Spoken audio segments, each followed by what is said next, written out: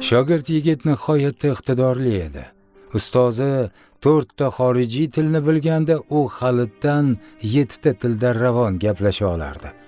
Oliy o'quv yurtini, magistraturani tugatib, chet el doktoranturasiga imtihon topshirdi va unga imtiyoz bilan qabul qilindi. Bu xushxabar shu zahoti do'stlari, qarindosh urug'lari orasida tarqaldi. Ota-onasi ham xursand, shogird suyunchilash uchun ustozi huzuriga oshiqdi. Ustozi uyda edi.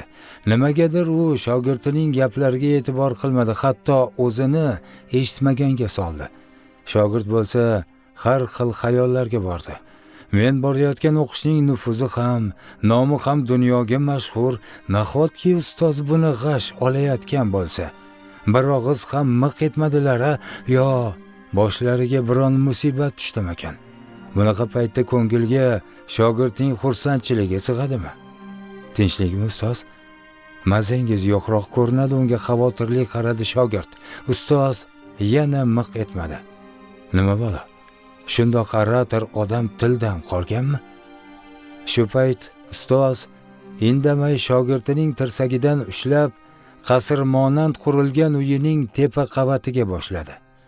Shogird hech qachon tepa qavatga ko'tarilmagan edi. Ana jihozlar-u, mana jihozlar.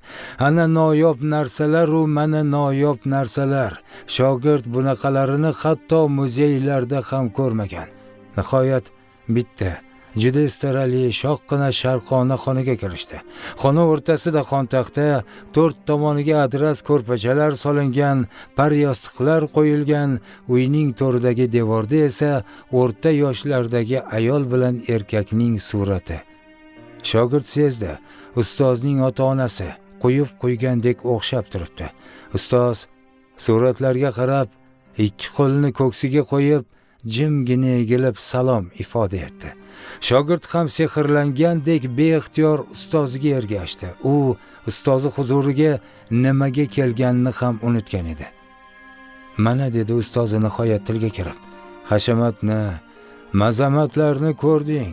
Men unvonlaru, shon-shuhratu hammasini shu aziz ota-onamga almashtirgan oqibatsiz nobakor o'g'ilman bilsang. Ha, ustozing kimligini bilib qo'y. Bir vaqtlar men ham xuddi sendek uchib qo'nib chet elga ketdim. Ilmda qo'l urilmagan ancha-muncha ishlarni qildim. Yurtma-yurt kezib, simpoziumlardan bo'shamadim.